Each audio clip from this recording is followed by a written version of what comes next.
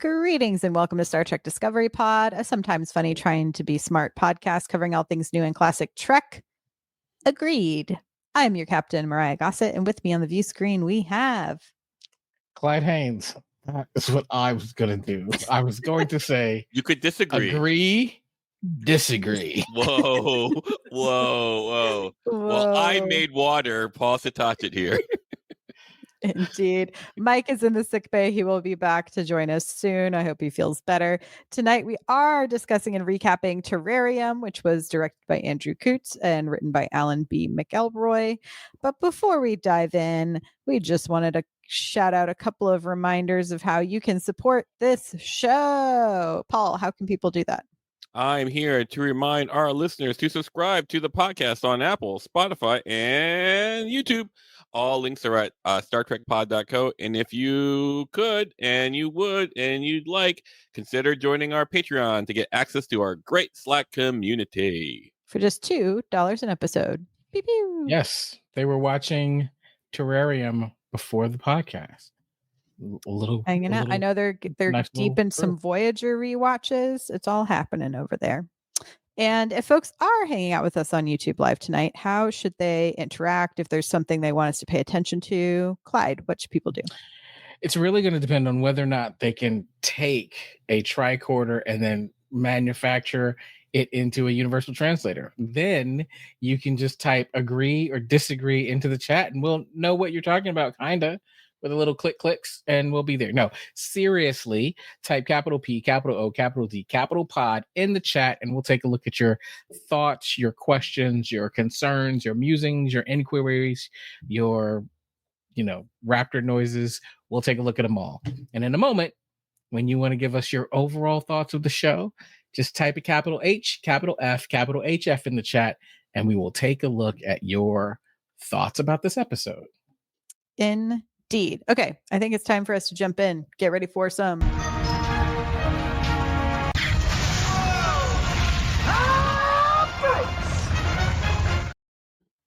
It's time for some hot freaks. Yeah, Paul, what did you think about this episode? I thought it was good enough. Now, I have to qualify. Like, I'm not a very big fan of the enemy mine genre of episode / movie. So the Enemy Mine is a Dennis Quaid movie with Lou Gossett Jr. where he and Lou Gossett Jr. played an alien, crash land, and they have to survive together and they become friends and blah blah blah blah. And I generally go ugh, I already know how this is gonna end. Always with the alien dying. And so I'm going oh, can you make it so interesting for me to get to that ending? And the answer is almost never a yes. And in this case, it was also not that interesting to me.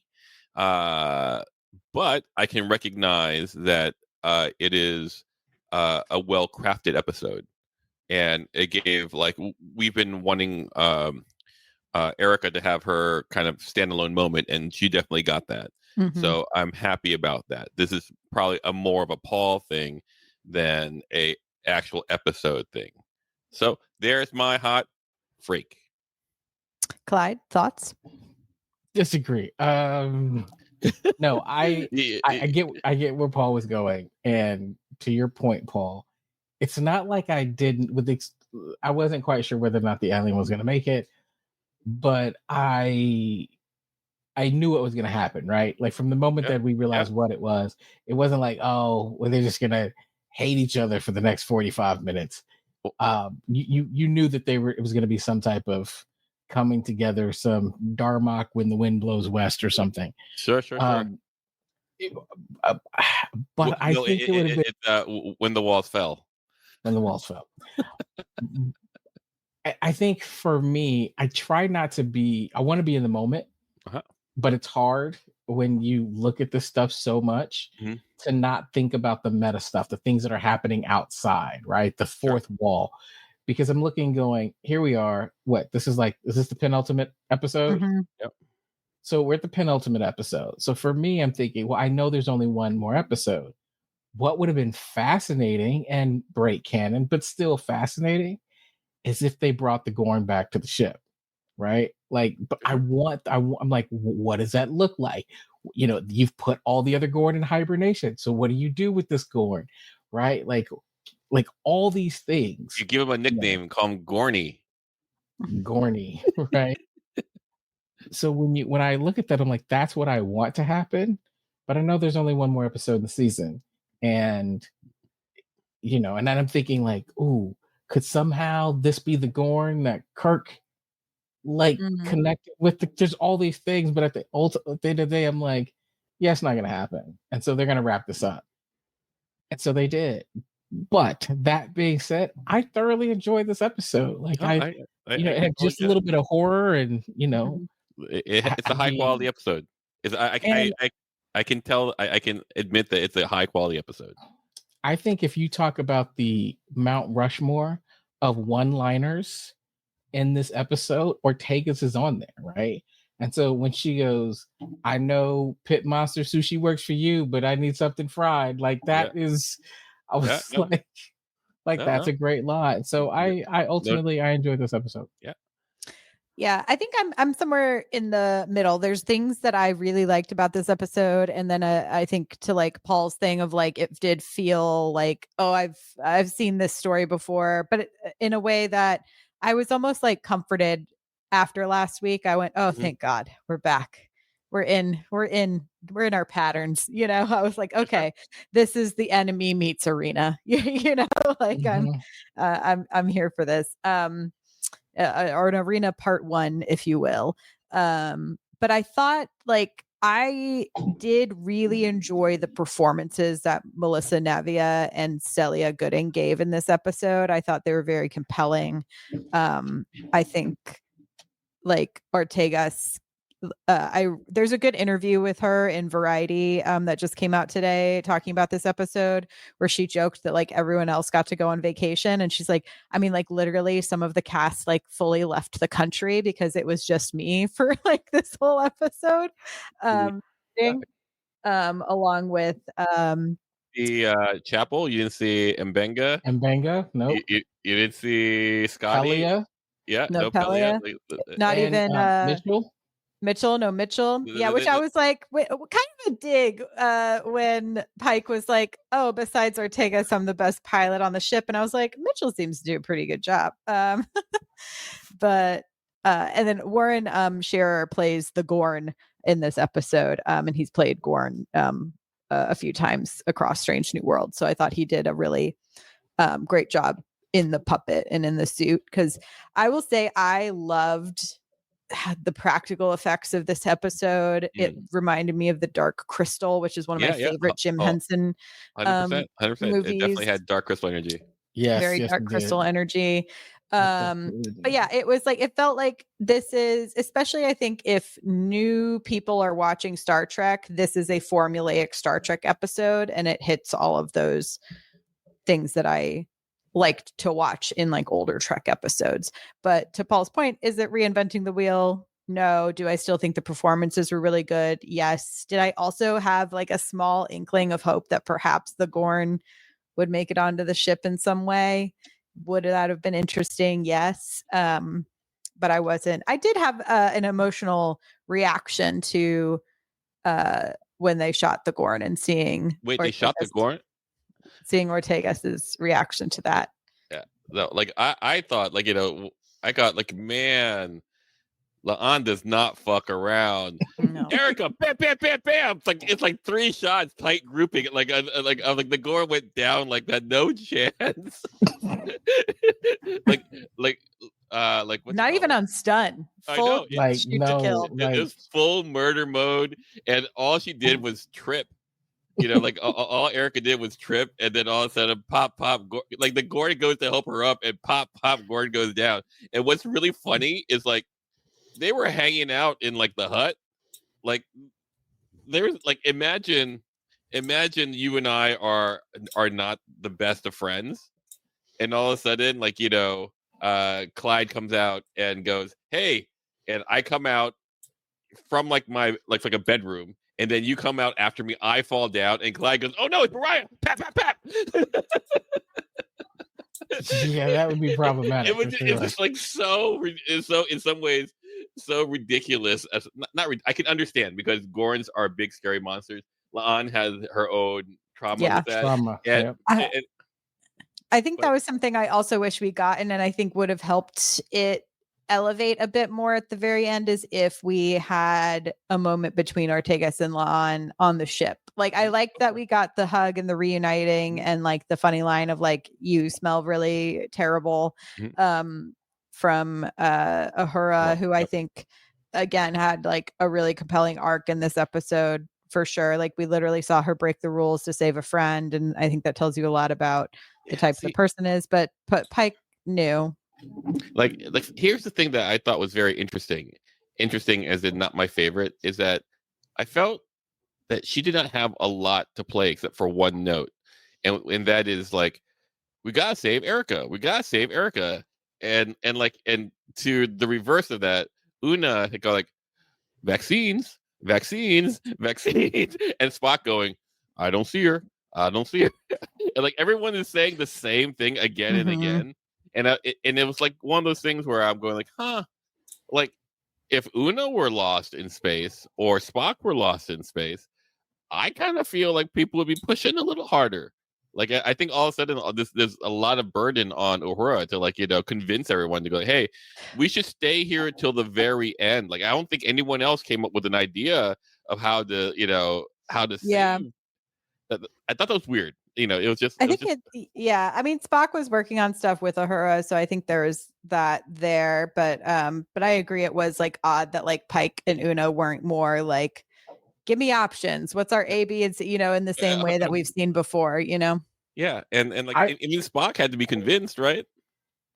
I did think though that Una and particularly Rebecca Romaine, her that moment where she goes, I care about her. I believed her.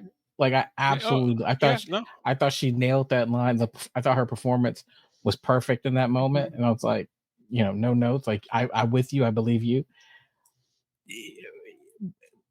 I thought there could have been a little bit more of a nuanced kind of tension, if you will, because I got where they were going for. And it was the idea of do you risk the many to save the one?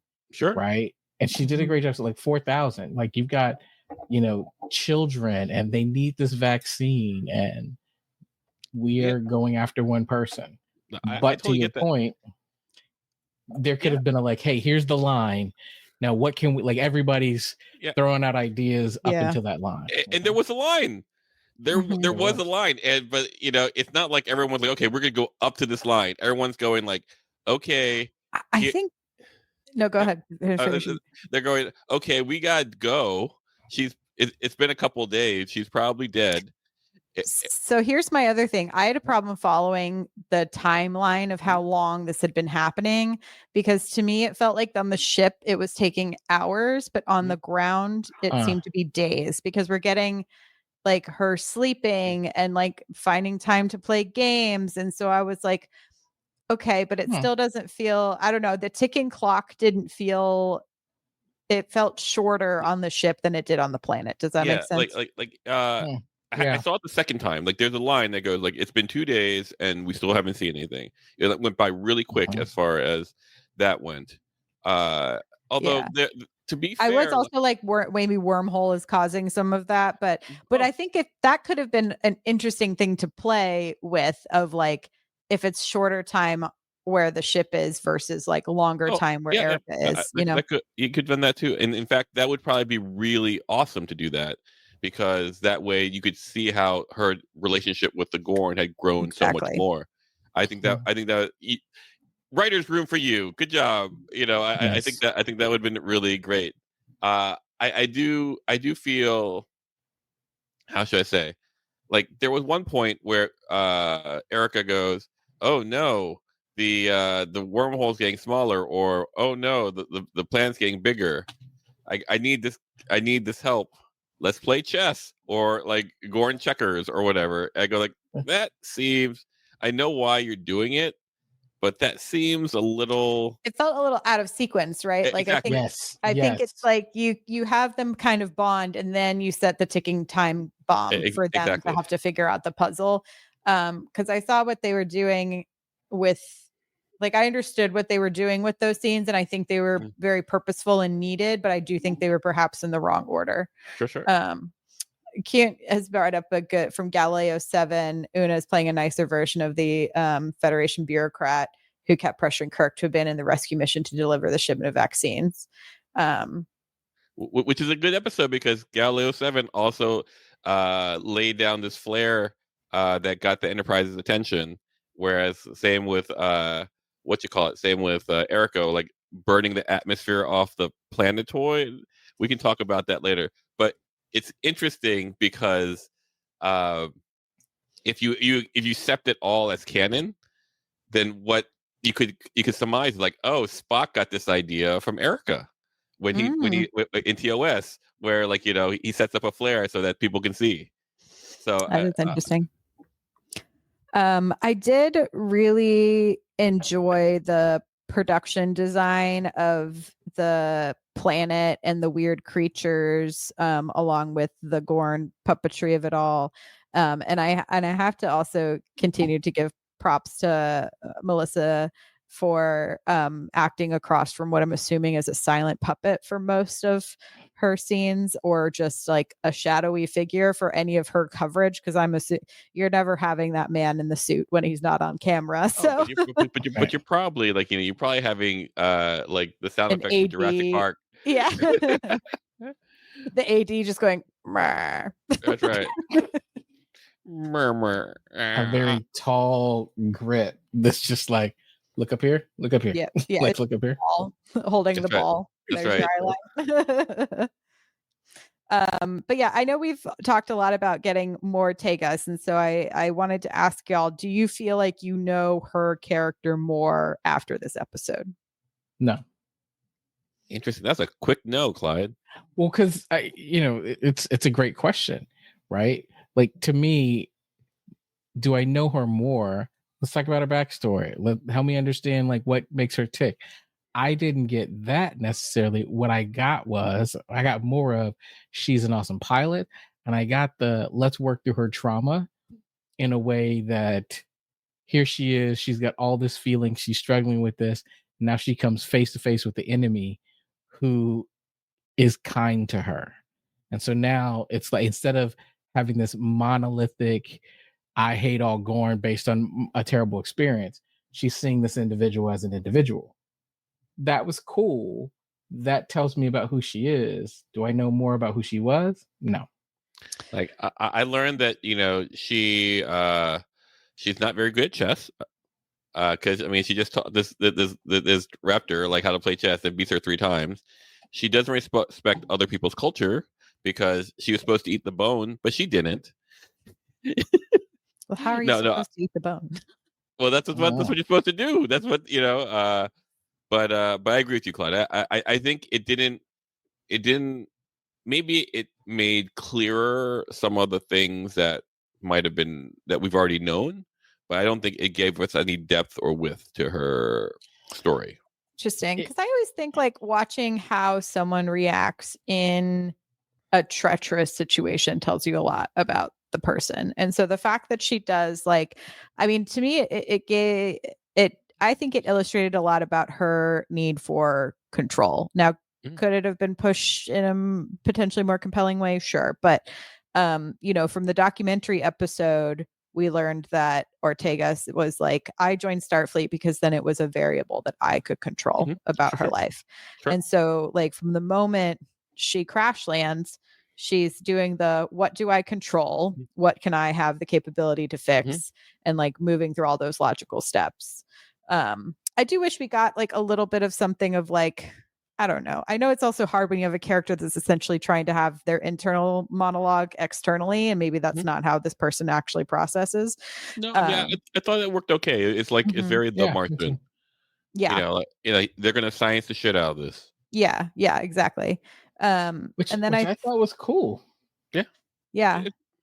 And I thought it was interesting that, yeah, she also went from being like, oh, you study your prey, or no, actually you study your enemy, and then it's the whole my enemy's enemy is my friend, and then it's like, oh no, just actually friend. But it's like, yes, we've seen this trope before, but I think for this character in particular, and also generally, this is probably the most non just in a fight we've ever had character 100%. development. 100%. I think I learned so much about the Gorn in this episode, Oh, which sure, I sure. found Yes. fascinating. Yes, that was. I mean, the ability for us to actually see a Gorn, not in a battle, Right. but just sleeping, standing, looking, Injured, vulnerable, like playing that games. was. Like, it tells you a lot about like a society that does have games means there's leisure time is incorporated into your culture. And so that's like an interesting thing to take away from this episode, as well as like, oh, they do have female pilots. It's like it's all these very interesting things you're sort of gleaming from their society as a whole. And then the tragic idea, I mean, very Klingon-esque in that way of like, oh, if you are injured and no longer capable, right, like you shouldn't even return, because that is the death sentence if you return without honor, kind of situation. So I think they've done a lot of Gorn world building in this series, and I thought, to me, this was the most compelling Gorn world building we've gotten so far. Absolutely, 100%. Sure. I mean, And I like. Go ahead, Paul. I was gonna say, like, although, truth be told, like, we don't know if this is the norm. I guess that's true. That's an interesting question. Do you think this was a Gorn manipulated by the Metron, or do you think this was a true? But I think they like the experiment of it being two actual people. Yeah, I was thinking, like, but here's this Gorn who, probably, like, is damaged, and, like, I don't know what, like, as you said, death sentence in the Gorn society. I don't know, like, what Gorns would really be like in this situation. Like, this could be like, maybe not all Gorns are monolith, or maybe they are a monolith, and this is just one outlier. It's just one person, so I can't make a generalization that I understand the society from this one person. I'm gonna lean into this is a little bit more reflective, because I feel like if it were a Klingon, there are times where a Klingon would choose like death over collaboration. Like I just don't care. Like, I hate you. You are my sworn enemy, and if it means I die, then I die with glory. Like, that's more of a Klingon. This was a being that looked and immediately tried to save Ortegas when it did not have to. Well, I mean, it used her as bait first because she was lonely. Yeah, right. So I guess that's the thing. The question is, like, is loneliness in a Gorn a common trait, or is it a deviant or fringe a trait? variable? Yeah, because, like for all of it, like the way that they are born, as set by canon here, like, is pretty rough. Like, here's a brood and survival of the fittest of one. I mean, like, loneliness does not seem to fit that modality. But I don't know. I haven't been to Gorn in ages, so, like, maybe something's changed. Yeah, maybe something's changed. Yeah, I was kind of obsessed with the communications array looking like a tiny lizard. Did you all notice that? I did not, but, like, now production design, so good. I was like, it looks like a little lizard, and its head is the array. Like, one thing I thought was really interesting, again, is, once again, this season is killing it, is the production value and costumes. What the fuck? Like, everything, like, I go, that does not look like a gas giant that I've ever seen in my solar system, but that is hot. And that Metron outfit, glowing blue, yeah. That's like runway fierce in a way where I'm going, like, this is really good. It was, but I gotta know, what did you guys think of the Metrons? Metrons are dicks. Yeah, but I loved that, and like I loved that it was like a very, like, pardon my French, but like just a cunty little queer man. I was like, live, diva, in your sweet silver outfit, coming down, having the voice of every, like, gender. They are you are a being of everything. They're just serving, what they're serving. I was like, "Ooh, okay, Diva, I see you." Like, But like, I laughed. what I thought was really interesting about the Metron was like, dude, there is like zero remorse in your voice. None. None. Like There's zero like it's a cold blooded person who goes like, yeah, I thought it'd be interesting to see. Ah, oh well. I mean, which it's oh, I I was gonna was gonna say say. go Go ahead, ahead, Clay. Mariah. Well, here's the thing that was like, so I waffle back and forth going, did I need that? Like, would have been more compelling to have 2 more minutes of, Sure. to your A point, character. of character development Yeah. of Lon and Ortega's having this conversation on like I could have enjoyed that, but it's Paramount Plus. If they wanted to put that in, they're not held by a 60-minute like, Right. right. So that's not the issue. But when I look at it from the other side, what I realize is any other time we've seen something like this we're going to bring you in and put you in an experiment in the Star Trek world. What happens is it's a lesson about how they shouldn't do that. It's a morality lesson, and they start to realize that, oh, we shouldn't treat humans or beings Mm. like lab rats. Like it's much. And to your point, Mariah, this situation, there's zero remorse, there's no lesson, there's like, even when we have Q has a sense of, I've learned something from you. This was a, yeah, y'all not ready, and Uh, this was fun and I But I enjoyed think this that and we may do it again. Like, yeah, well, yeah, that's Arena is part 2. But it is an interesting idea of like if we think of like most of the humanoids that we encounter in Star Trek as being these like intelligent beings, and then if there is something more so much more intelligent and like otherworldly than anything we've encountered, then like wouldn't they see us as creatures, and like similar to how we have lab rats, we do science sure. experiments, like these But little things. let me tell you, if we could talk lab rat and they go and Oh understand yeah. what it would, I could guarantee you it'd be different as I opposed mean, but to. is it though? People regularly do harm to other people. Yes, I understand. So once again, Metrons are dicks. Yeah. But like, there. it's just one of those things where like they caused this. It wasn't like Erica crashed. They go, oh, let me put a wormhole so that you will crash. Like, Like oh, I'll just suck you up. it wasn't like it wasn't like, oh, here's just something that happened. Like they caused the events Hmm. that Yeah. uh so in this way, like I'm like whereas in Arena the Metrons are at least like the Gorn and the Enterprise are going through Metron space, and they go, dude, we don't need your barbaric shit here. Well, they uh, were essentially they were on the skirts of Metron space in this episode because they say that at the top where they're oh, like where odd things have happened, very Bermuda yeah. Triangle setup. Anyway, like Metrons, like not my favorite non-corporeals. Yeah, they're very, very dickish. Kieran has Yes, another there. fun fact. The original version of Arena had the Metrons planning to kill the side that won the fight on the Uh-huh. planet, not the losing side, and that Uh, was changed in the televised version. Oh, really? That'd be nice. dark. That'd be It's dark. Hmm. very dark. Yeah, I I had the other thing I thought when the Metron showed up was I was like, oh, I wonder if they could just make the bring Gorn back the alive. Yeah, make the Gorn. undead the Gorn. Yeah, I was and looking like for send her something like home. that to happen. Mhm. Yeah. Like, yeah, it was sort of, But yeah. no. I was doing the exact same thing, right? I was like going like, oh, you could do it, dicks. They're not going to though. Exactly. They're not in that No. little outfit that they have on.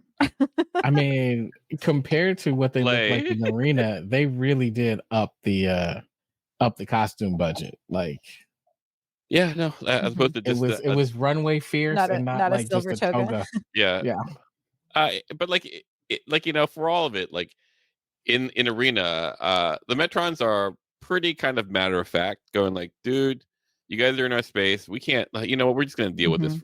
Where this is going like, oh, we're gonna go out our way to screw with you guys. Well, they essentially were like, we see you both as brutal beings, and we're trying to see if you're worthy of knowing who we are. Essentially, And if the Very, answer is like, yeah. yeah, like, they kind of work together and it was working out, like it didn't need to go down this way. I'm not a pro Gorn person. I'm pretty anti Gorn. So like, I'm just that guy. Like, Everyone's got their opinion. yeah, like, and so like, I so get it. You don't like it dinosaurs. Okay. like if you if they were to die, it's not the worst for the Federation space, but like, I even go like, that's messed up, dude. Yeah. The other thing that's like, and this is just a me pet peeve of all of Star Trek, this isn't just this episode, is they never wear helmets on these planets when they first go out into the atmosphere. Well, and this is where, like, again, like, it's the line. I had that issue too, and then But I yeah, watched she's it like again. barely breathable. Yeah, Exactly. I know. But I was just I was like, like, with these storms coming, if you at least had like your suit on, you would yeah, maybe survive through it. yeah. Yeah. I think about that, but I think for me it's like, can I just see a little bit, go through the motions just a little bit more to check that the air is breathable. Like I just Right. give me 30 seconds of you just going, I don't know. What am I gonna do for air? Like I just need a little bit to science it up a little bit for me. I know I'm a science dork, but that would have, you do that for me and then I'll believe whatever. I can just go with it. Yeah. And then yeah, I think the other thing that with the time thing was like when Erica was like, I have to find food. I was very confused. Like, how long has she been wandering away from the shuttle? You know what I mean? There was like stuff where I Mhm. was just like, I was like, yes, you should find food, but like if you are in like a survival situation, if you have water, you can survive No, much longer. yeah, sure, yeah, no. Like, I mean, I think what it is, like, she hadn't eaten since breakfast, and like, Yeah. Yeah, I know. And eh, she was like, bring snacks. And I was like, listen, Erica, I'm on the same page. If I get hangry, I'm not a nice person. but And you can survive. yeah, I would make it. I mean, I do take stuff for my blood sugar, so it might not be pretty, but yes. um, but oh yeah, this is another thing with Chippy. I would like that too. Scan the food you've never seen before you eat it. Yes.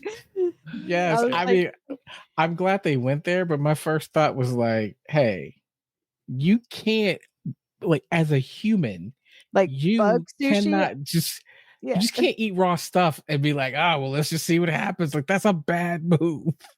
yeah. Right. I know. Thank goodness for all the brave souls that first ate all of the fruit that we now consume. But someone had to be the Yeah. first person to be like, I guess we'll crack open this coconut. I guess we'll see what's inside this fuzzy rambutan. Like, That's Like, like, what it's is been, this? well, If I was on that expedition, it's like, Clyde, you want to bite into that? Nah, man, you're good. Go ahead. Like, yeah, let me know how that goes. here's something, like, tapioca is poisonous unless you cook it. Who figured that out? someone who did First of not have all, a good time. Like, yeah. well, first of all, there's a lot of stuff. Here's the thing: biting into raw beef is not a good idea. I mean, Eh, you can technically, but it's I like mean, you can, but for I do most like a people, tartar. Yeah. yeah, for most people, like especially like, yes, but even that's not like fresh off the animal, right? you're talking Right. like someone who's never just like killed an animal and eaten its flesh straight from the. It's like no other sensation in the world, Correct. but like, It is weird when it's still warm. and I'm it's like, good. and then it says like, please don't eat me. Oh, that's my leg. Oh, please. I'm like, dude, I know I speak cow, but like, you're really hurting the vibe here, dude. Moo. No, I'm good. I'm good. But yeah. No, you gotta um, scan stuff. it would be good to scan. I mean, she had a tricorder, so I'm like, all I need is just one little like boop, boop, edible. Like, great. Not gonna kill me. That's We're right. not gonna kill you. Yeah, like that would have been great. Like she could have scanned it and been like, it's probably gonna taste bad, but it won't kill me. And I would have been Yeah. perfect. And that feels like such an Erica line, you Sure, know? sure. Mm-hmm. Like, I could use some hot sauce, but it's not gonna kill me, you know? Like, um, What else was how do y'all think this stacks up since it does have so many similarities to um TNG's The Enemy? TNG's the enemy. Which one's TNG's the enemy? It's essentially the same episode, but it's Romulans. Oh, Mhm. this one was Jody. Yes. Like this one where they're like in the cave, Yes. and Yes. I Uh, like uh I think they're the same. Like, for me, like I probably like the TNG better because there was a lot more stuff happening on ship. Like if I'm thinking the same episode, this is where Picard is dealing with Tomalak for the first time, and they're kind of doing this like uh politicking all around. Mm. And they're on the ship. There is another Romulan who is dying, but like Picard won't give him to the Romulans uh, because of whatever, and then the Romulan dies. So it's just a lot of there was more stuff to do. it's interesting because that episode is season 3, episode 7, and this is like season 3, episode like 9. Mm. So they happen in very similar time periods ish. I probably like so I'm I would say they're very close. It's no secret on this pod. I'm a big Jordy fan. But I think what's interesting, and I think in that one we did learn more about Jordy. Hmm. With this one, I got to learn about a character that there's so little information on. That was fascinating to me. You mean Erica? So yeah, Erica, no. But like the Gorn, like here we are. So I say it's pretty close. I'm gonna go with recency bias and say sign me up for this one. Yeah, I thought Chippy in the chat somewhere, I can't find it anymore, said something interesting about how, like, while we are familiar with this trope and this type of episode, there's so many people who are not going to go back and watch TOS or TNG. And so this Sure. is going to be their first, like, kind of encounter with Yeah, this yeah, idea. yeah. No, Um, like TNG's worth rewatching though. Just saying. yeah, and it's a basically can't we all get along episode, right? Yeah, which is like, yeah, it's an interesting idea of like, not even idea. I think we're often told that everything has to be like black and white, right? Like someone's either your enemy or they're your friend. And I think most people and most things fall somewhere in the middle, right? Well, I also think that it may be a message that we've heard a bunch, but based on the state of the world, it's probably a message we need to hear again, Mm, right? That here it is, where especially now we're in a point where everything's so polarizing.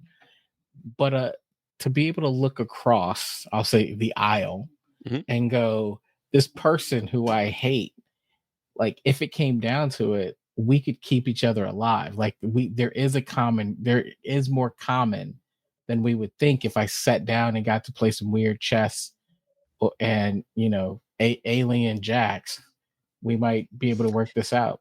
yeah. I do think it's also interesting, like essentially in this situation, like Erica, who we would assume is like the on the side of righteousness and justice, had to really learn to see humanity in the Gorn to be able to survive. And I think that is also like a lesson worth taking here, right? It's like often the people who are painted as your enemies are probably more similar to you than the people in charge want you to think. And I think it's also interesting with Erica's history with the Klingon War and how, like, for lack of a better term, like racist towards Klingons, Erica is. And so I wonder if this is also going to affect her She thought has process there. she has a if you were to ask me who's the most racist in general person on the bridge, it is Erica. Like in season 1, she was pretty anti Romulan, Mm-hmm. as well. Like Well, we don't have Romulans yet.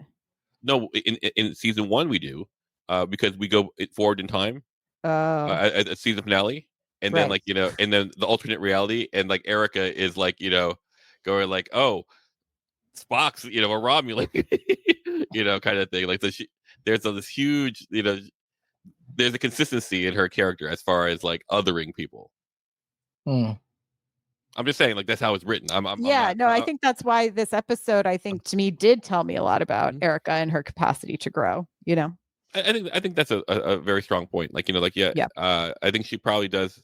The way the character written, this is like it probably really would have changed her perspective. Yeah. I mean, I think it's like a very probably common story we've also seen from in like, modern contemporary American cinema about like war veterans, right? And how they are how their thought processes around people that they've been told over and over again are the enemy, right? And like that incompatibility to see humanity in folks who look like people they've been told to shoot at. Yeah, I Because I mean, think in order to do those things, you have to shut off the idea that this is a human being to do terrible things to other humans. I think like in TNG, and like a person who a really good moment for that is like Miles O'Brien, Mm. where there was an episode where an old captain of his goes rogue and starts like destroying Cardassian stuff, almost starting a war, and Cardassians come on board the Enterprise, and you can tell that um, O'Brien is not happy to have the Cardassians on board. But eventually, like he has this really interesting backstory where uh, the war was the first time he had to kill anyone, and it was a Cardassian. Like basically, a Cardassian was going to jump him. This villager gave him a phaser, set on kill, and it vaporized right in front of him as the Cardassian was going to jump. And he goes like, It's not that I don't like you." He goes, "I don't like what I became because of you." Mm. And I thought that was really, like it just goes to show, like in Star Mhm. Trek, like there are examples of people going past the war trauma. Yeah. Yeah. Totally. Yeah, I think just bring it back to going into the finale. We have a lot of stuff to try to wrap up, and I don't know if they're going to do We it in do, this yeah. season, but yeah, we have the Vesda thing that's still in the transporter buffer, whatever's going on with Batel. Like there's quite a lot to sort of shove into this last episode. Which is New Life and New Civilizations is the title. And I'm always trying to do some digging. So the director is Maja Virilio, who directed two episodes of Picard, a couple episodes of Strange New Worlds over the years, and as well as Discovery, and then a bunch of like Clarice and Magnum PI. She works, but she used to be an editor, and I usually always I like directors who used to be editors because I think they make good and interesting choices. Yeah, Kuhn, that's interesting. Do we think they're going to do another cliffhanger? I know they just started shooting the last season, so season 4 is in the can, but I feel like it usually takes an entire year before we get a new season, unfortunately. Which I'm like, we got to get people on this schedule. Did you like The Pit? Have y'all seen on HBO? Like by the time they ended, they were already writing the next season. They're already shooting it. Wow. And so within the year, the next season will be out. So we'll get 2 seasons in the same calendar year. And I'm like, this is how you do it. And they also have 14 episodes a season, I think. Yeah, but they don't have like like half its budget on VFX. Yeah. There's a lot of blood, but yeah. But yeah, and like kind of one location, like one hospital floor location. Lighting doesn't change. Same Yeah. people. I know. I can live in a dream, Paul. I understand how it works. Okay, Metron. But I'm saying they already shot it all last year, so they've already shot this whole the whole next season. I think what happened was season 1 like how should I say? Like when do we know it was going to go 5 seasons in Strange New Worlds? Like by Comic-Con that was announced. Yeah, and so like, but so I sort of feel like basically around mid season 2, they go, oh, we're just going to go for it, and so, but by that point they had to set up all this other stuff, so they probably were only gearing for like 3 seasons or something like that, and they just so once they decide to gear for it, like then basically season 4 and season 5 will probably come out more at a pace that you would like, Yeah. rather than Yeah. I see what you're saying. Well, yeah, there's also the strikes and all that stuff in between. Was a big thing.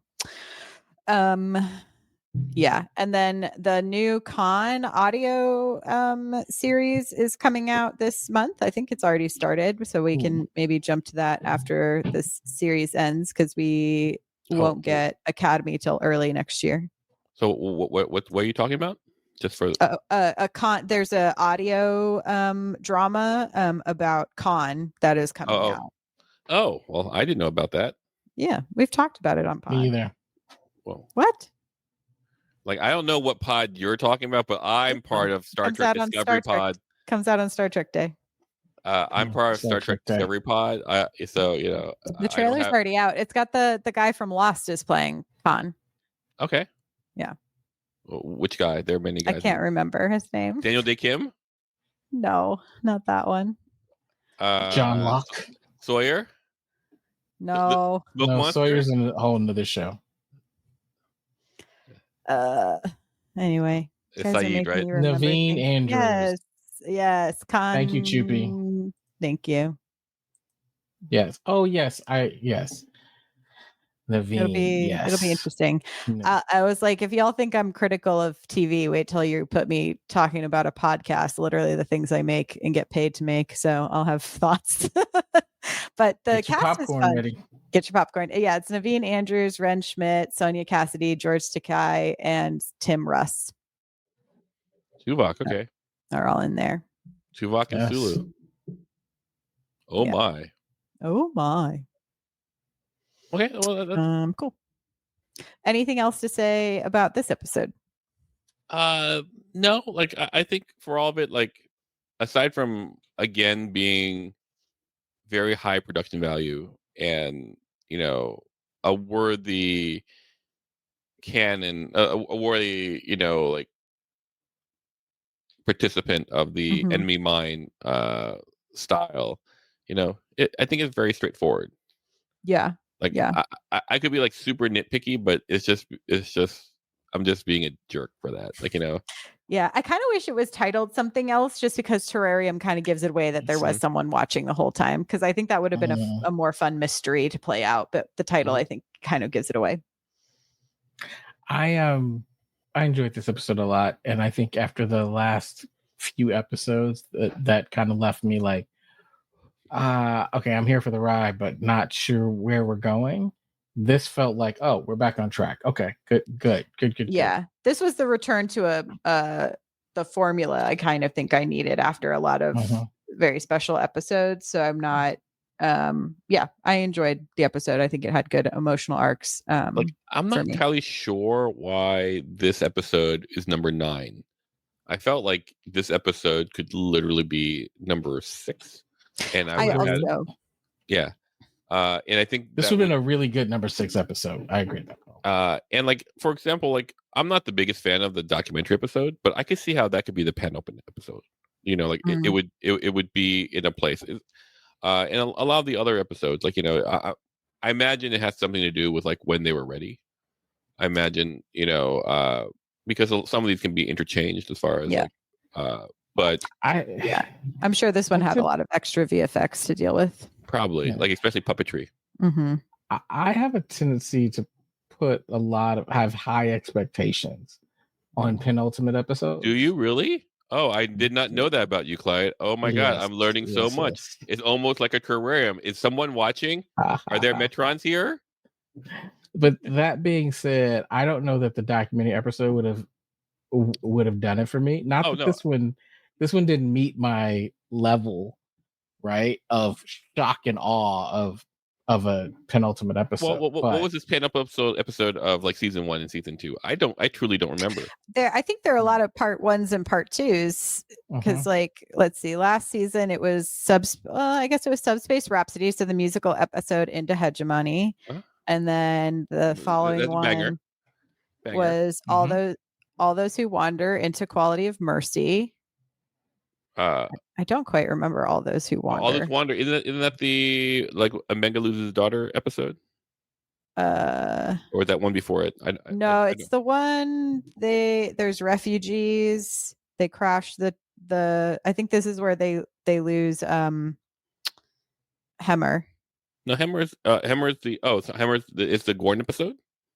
Yeah. Oh, Yep. Hemmer. Yep. It's a Yeah, Gorn see how episode. quickly we forget Clyde? All of a sudden, Yeah. Pelia comes on board, and and everyone's like, "Oh yeah, the blind guy." Who? The blind guy. Remember him? He was kind of dope. Yep. Yeah. The ninja blind guy. Anyway, yeah, it's a strange episode choice for penultimate, but I don't think they've ever really. I think unlike Discovery, which I think is really building that momentum towards the end, Yeah. final puzzle solve. It's different, yeah. Yeah. Word. But yeah, we'll see. We'll see how it goes next episode. Yeah, it'll be Got a lot an to wrap interesting up. ride. Okay, For sure. I'm hoping for the best. I'm hoping for like a great climactic explosion of a finale. I hope so too. All right, y'all. Thank you so much for watching and or for listening. You can find us at StarTrekPod.co.